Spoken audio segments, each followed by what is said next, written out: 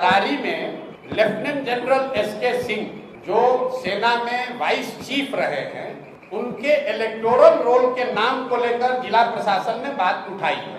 उनका ये कहना है कि इलेक्शन कमीशन के रूल में ऐसा है कि आप बिहार के हैं, लेकिन अगर बिहार के किसी विधानसभा क्षेत्र में आप मतदाता के तौर पर रजिस्टर नहीं हैं तो आप चुनाव नहीं लड़ सकते। जनरल साहब की पत्नी की डेथ हुई है 2020 में। उस समय तक वो बिहार के वोटर लिस्ट में थे, लेकिन पत्नी के डेथ होने के बाद वो नोएडा में रहते थे तो उनका इलेक्टोरल रोल में नाम शिफ्ट हो गया, क्योंकि 24 में उनको वोट देना होगा।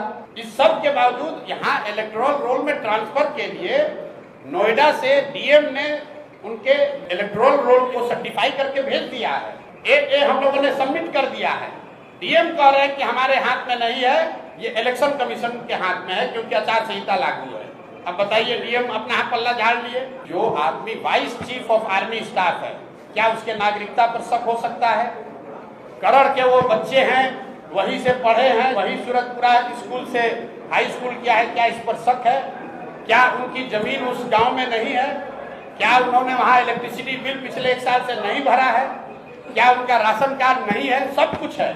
अब हम लोग पटना जाकर पिटीशन दिए हुए हैं। बिहार में सबसे बड़े कानून के जानने वालों में एक वाईबी गिरी जन सुराज के संस्थापक सदस्य हैं। वाईबी गिरी जी उसको एग्जामिन कर रहे हैं। हम लोग नहीं होगा, हम लोग कोर्ट में लड़ेंगे और कोई लड़े चुनाव के बाद इसको हम लोग नेशनली चैलेंज करने वाले। क्या रूल है? सियाचिन में जो कमांडर होता है सेना का, वो सबसे प्रतिष्ठित पद है।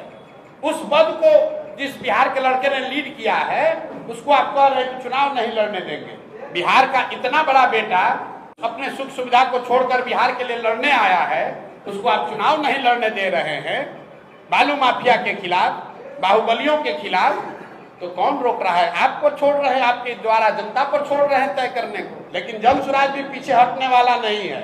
अगर उनको नहीं लड़ने दिया तो कोई वहां तरारी का लड़का लड़ेगा, लेकिन लड़ेगा जरूर। हम लोग पीछे नहीं हटेंगे।